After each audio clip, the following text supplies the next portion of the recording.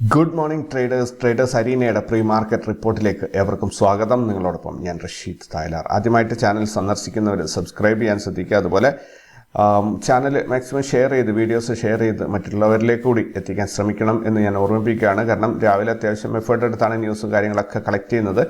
അതിനകത്ത് 250 മുതൽ 400 വരെ ആൾക്കാരാണ് മാക്സിമം ഒരു ദിവസം ഈ വീഡിയോസ് കാണുന്നത്. അപ്പോൾ അതൊന്ന് ഇൻക്രീസ് ചെയ്ത് കഴിഞ്ഞാൽ മാത്രമേ ഒരു കാര്യം ഉണ്ടാവുള്ളൂ. കാരണം വളരെ കുറച്ചൊരു കമ്മ്യൂണിറ്റിക്ക് വേണ്ടി ഇത്രയധികം എഫേർട്ട് എടുക്കേണ്ടി വരുന്നല്ലോ എന്നൊരു ബുദ്ധിമുട്ടുണ്ട്. സോ നിങ്ങളുടെ സപ്പോർട്ട് തീർച്ചയായിട്ടും ഉണ്ടാവണം. മാക്സിമം ആൾക്കാരിലേക്ക് ഇത് ഷെയർ ചെയ്യണം. യൂസ്ഫുൾ ആണ് എന്ന് തോന്നുന്നുണ്ടെങ്കിൽ മാത്രം നിങ്ങൾ ഷെയർ ചെയ്യുക.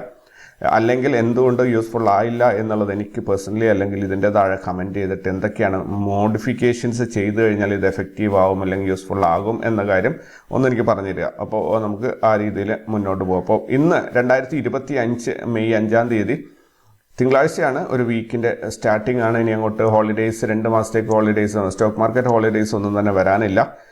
അപ്പോൾ നോക്കാം നമുക്ക് ഇന്നത്തെ വിശേഷങ്ങൾ. ഇന്ന് കാര്യമായിട്ട് വിശേഷങ്ങളൊന്നും തന്നെ ശ്രദ്ധയിൽപ്പെട്ടിട്ടില്ല. വളരെ സിമ്പിളായിട്ടുള്ള കുറച്ച് കാര്യങ്ങളൊക്കെയാണ്.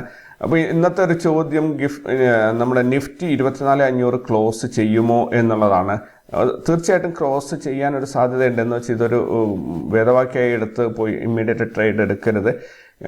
മാർക്കറ്റ് മുകളിലോട്ട് തന്നെ ഒന്ന് സ്റ്റെപ്പ് ചെയ്ത് കയറി പോകാനാണ് ഒരു നല്ലൊരു സാധ്യതയും കാണുന്നത്. 24,500 വളരെ ഈസി ആയിട്ട് ക്രോസ് ചെയ്യും എന്ന് തന്നെയാണ് എൻ്റെ വിശ്വാസം.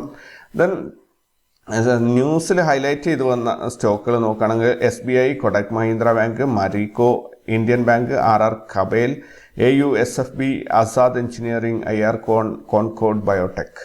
ഇത്രയും സ്റ്റോക്കുകളാണ് ന്യൂസിൽ ഉണ്ടായിരുന്നത്.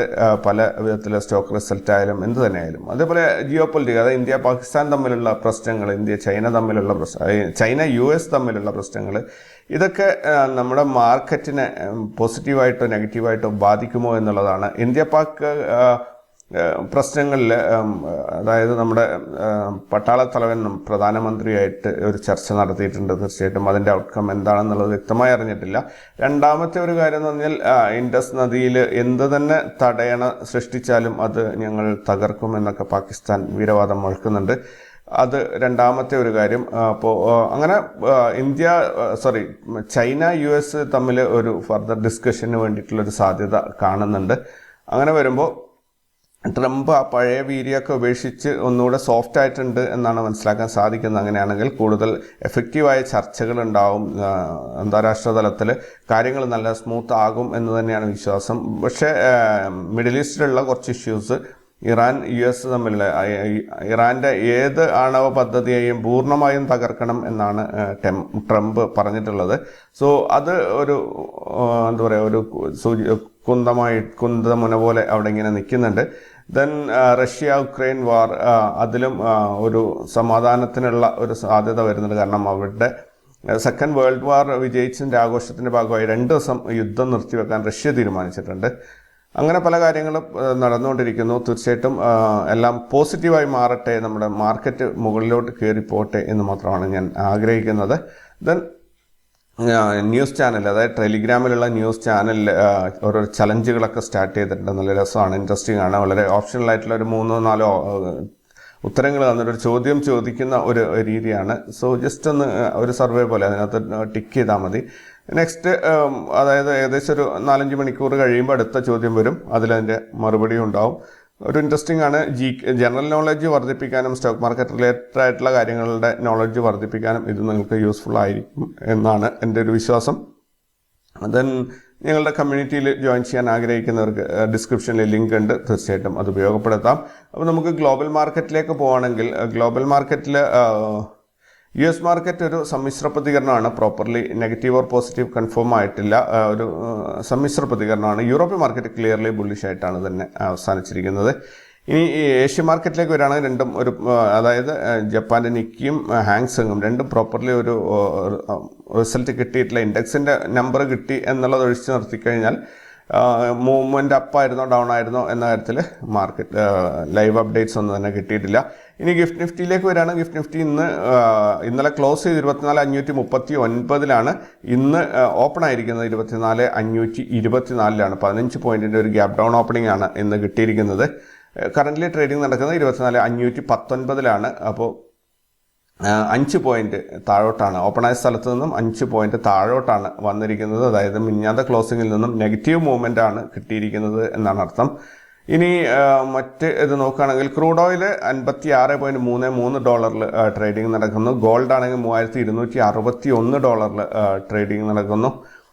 ബിറ്റ് കോയിൻ $94,480 ട്രേഡിംഗ് നടക്കുന്നു. USD INR നോക്കുകയാണെങ്കിൽ 84 രൂപ 43 പൈസയാണ്. നല്ല രീതിയിൽ ഇന്ത്യൻ രൂപയുടെ മൂല്യം കയറി വരുന്നുണ്ട്. 86 രൂപ 60 പൈസയ്ക്ക് എത്തിയ സ്ഥലത്ത് നിന്ന് 84 രൂപ 40 പൈസയിലേക്ക് എത്തി.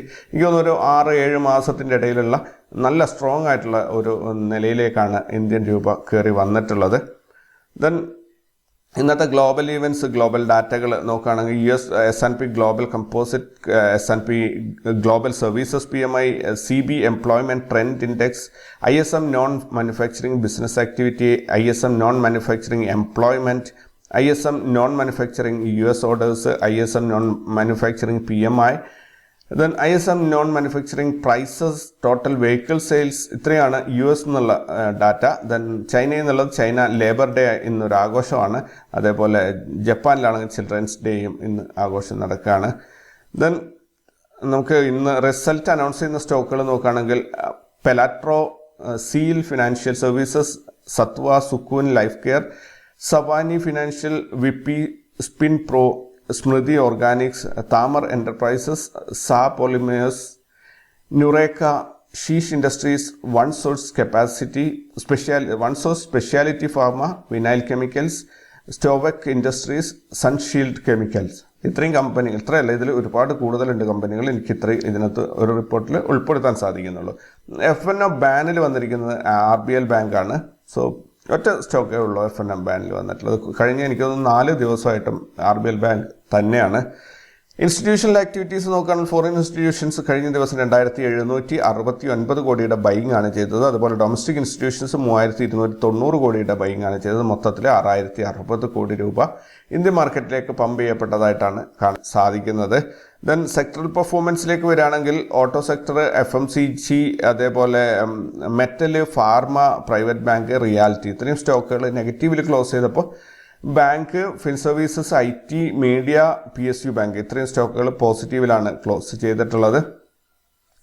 ഇനി ETF നോക്കുകയാണെങ്കിൽ Nifty BeES, bank BeES, gold BeES, IT BeES, ഈ 4 പോസിറ്റീവിലാണ് ക്ലോസ് ചെയ്തിട്ടുള്ളത്. ഫാർമ ബീസും ഓട്ടോ ബീസും നെഗറ്റീവിലാണ് ക്ലോസ് ചെയ്തിട്ടുള്ളത്. ഇനി NSEയിൽ ബയേഴ്സ് മാത്രം ആക്റ്റീവായിട്ടുണ്ടായിരുന്ന സ്റ്റോക്ക്, കഴിഞ്ഞ ദിവസത്തെ ബയേഴ്സ് മാത്രം ആക്റ്റീവായിട്ടുണ്ടായിരുന്ന സ്റ്റോക്ക് നോക്കുകയാണെങ്കിൽ Supreme Holding, Affordable Robo, Vishal Mega Mart, Health Care Global, Vectra, IVP, Jet Freight, Log, Virinchi, Secmark Consultant, Pokarna. ഇനി സെല്ലേഴ്സ് മാത്രം ആക്റ്റീവായിട്ടുള്ള സ്റ്റോക്കുകൾ നോക്കുകയാണെങ്കിൽ ജയ്സ്വാൾ, നിക്കോ, അഷിമ ഇതൊക്കെ ചെറിയ സ്റ്റോക്കുകളാണ്. 30 രൂപയാണ് പ്രൈസ് ഉള്ളൂ. ബനാരി സ്പോർട്ട് അത് 30 രൂപയാണ്. വെസ്റ്റ് ലൈഫ് ഫുഡ് അത് അത്യാവശ്യം പ്രൈസിയാണ്, 670 രൂപ. Premier Explore, Teamo Productions, GTech, ജയൻസ്, Zodiac Clothing, Shoppers Stop, Walchand Nagar, ഇത്രയും സ്റ്റോക്കുകളാണ് സെല്ലേഴ്സ് മാത്രം ആക്റ്റീവായിട്ട് ഉണ്ടായിരുന്നത്.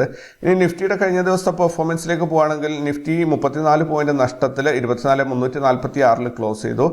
ഈ ആഴ്ച ഇപ്പം സ്റ്റാർട്ട് ചെയ്യാൻ പോകുന്നേ ഉള്ളൂ. ഇന്നത്തെ റിസൾട്ട് വന്നാലേ നമുക്ക് പറയാൻ പറ്റുള്ളൂ. ഇനി ഈ മാസത്തെ നോക്കുകയാണെങ്കിൽ നമുക്ക് 4.65 പോയിന്റ് മാത്രം, 4 പോയിന്റിൻ്റെ ഒരു മുന്നേറ്റത്തിലാണ് നിഫ്റ്റി നിൽക്കുന്നത്. ദെൻ മറ്റ് ഇൻഡെക്സുകളിലേക്ക് പോവുകയാണെങ്കിൽ ബാങ്ക് നിഫ്റ്റി, സെൻസെക്സ്, ഫിൻ നിഫ്റ്റി ഇത് 3 ഗ്രീനിലാണ് ക്ലോസ് ചെയ്തത്. മിഡ് ക്യാപ്പും ബാങ്ക് എക്സും റെഡിലാണ് ക്ലോസ് ചെയ്തിട്ടുള്ളത്. ദെൻ PCRലേക്ക് വരികയാണെങ്കിൽ 0.84 ആണ്. ഇത് ന്യൂട്രൽ മൂവ്മെൻ്റ് ആണ് സൂചിപ്പിക്കുന്നത്. ഹയസ്റ്റ് കോൾ റൈറ്റിംഗ് വന്നിട്ടുള്ളത് 26,000-ലാണ്, 1 ലക്ഷമാണ് ഇവിടെ വന്നിരിക്കുന്നത്. ഹയസ്റ്റ് പുട്ട് റൈറ്റിംഗ് ഉള്ളത് 24,000-ലും 1 ലക്ഷമാണ് വന്നിട്ടുള്ളത്. വിക്സ് 18.26-ലാണ് നിൽക്കുന്നത്, ഒരൽപ്പം ഹയർ സൈഡിലാണ്. Then spot price 24,346. CPR വന്നിരിക്കുന്നത് 24,369, 391, 414. 369, 414 എന്ന് പറയുമ്പം ഏകദേശം 45 പോയിന്റിൻ്റെ ഒരു ഗ്യാപ്പാണ് CPRൽ കാണുന്നത്. നോ ട്രേഡ് സോൺ ആണെങ്കിൽ 389 354 എന്ന രീതിയിൽ വന്നിട്ടുണ്ട്. അപ്പോൾ നമുക്ക് ബ്രേക്ക് ഡൗൺ ലെവലായിട്ട് 354 കണക്കൂട്ടേണ്ടി വരും. അതേപോലെ ബ്രേക്ക് ഔട്ട് ലെവലായിട്ട് അപ്പർ CPR-ന് 414 കണക്കൂട്ടേണ്ടി വരും. 414-ന്റെയും 354-ന്റെയും ഇടയിലുള്ള 60 പോയിന്റിന്റെ ഒരു ഗ്യാപ്പിലാണ് നോ ട്രേഡ് സോൺ ഫോം ചെയ്തിട്ടുള്ളത്. ഇനി 24,414 കട്ട് ചെയ്ത് മുകളിലോട്ട് പോവുകയാണെങ്കിൽ 578 വരെയും ഏകദേശം 64 പോയിന്റിന്റെ ഒരു അപ്പർ സൈഡ് 164 പോയിന്റിന്റെ ഒരു അപ്പർ സൈഡിലേക്കുള്ള മൂവ്മെന്റ് ആണ് ഇത് സൂചിപ്പിക്കുന്നത്. ഇനി 24,354 കട്ട് ചെയ്ത് താഴോട്ട് വരികയാണെങ്കിൽ 115 വരെയും ഇറങ്ങിപ്പോകാനുള്ള സാധ്യതയുണ്ട്. സോ ഇന്ന് ഒന്ന് കെയർഫുള്ളായിട്ട് നിൽക്കണം. വൈഡ് CPR ആണ്, വലിയൊരു സംഭവമൊന്നുമല്ല. പക്ഷേ മാർക്കറ്റിൽ താഴോട്ടുള്ള കൂടുതൽ റേഞ്ച് ഇതിനകത്ത് കാണിക്കുന്നുണ്ട്. അങ്ങനെ വരുമ്പോൾ മാർക്കറ്റ് നെഗറ്റീവ് മൂവ്മെൻറ്റ് കൊടുക്കുമോ എന്നുള്ളത് നമുക്ക് കണ്ടറിയേണ്ടിയിരിക്കുന്നു. ഇനി ഇന്നത്തെ വാർത്തകളും വിശേഷങ്ങളൊക്കെ ഇത്രയൊക്കെ ഉള്ളൂ. നമുക്ക് കൂടുതൽ വാർത്തകളും വിശേഷങ്ങളൊക്കെ ആയിട്ട് വൈകുന്നേരം കണ്ടുമുട്ടാം. അപ്പം പരമാവധി വീഡിയോസ് ഷെയർ ചെയ്ത് സപ്പോർട്ട് ചെയ്യുക, മാക്സിമം ഗ്രൂപ്പുകളിൽ ജോയിൻ ചെയ്യുക. മറ്റുള്ള നിങ്ങളുടെ ഫ്രണ്ട് സർക്കിളിലുള്ള ആൾക്കാർക്ക് ഇതിനെക്കുറിച്ചൊരു ഇൻട്രൊഡക്ഷൻ കൊടുക്കുക. അതായത് വീഡിയോ പ്രീ മാർക്കറ്റ് റിപ്പോർട്ടായാലും പോസ്റ്റ് മാർക്കറ്റ് റിപ്പോർട്ടായാലും മറ്റ് ഇൻഫർമേഷൻസിനെ കുറിച്ചൊക്കെ ഒന്ന് ഡീറ്റെയിൽസ് പാസ് ഓൺ ചെയ്യുക. കൂടുതൽ സപ്പോർട്ട് ഉറപ്പാക്കുക. അപ്പോൾ കൂടുതൽ വാർത്തകളും വിശേഷങ്ങളൊക്കെ ആയിട്ട് നമുക്ക് ഇന്ന് വൈകുന്നേരം കണ്ടുമുട്ടാം. അതുവരേക്കും you take care and bye. Thank U.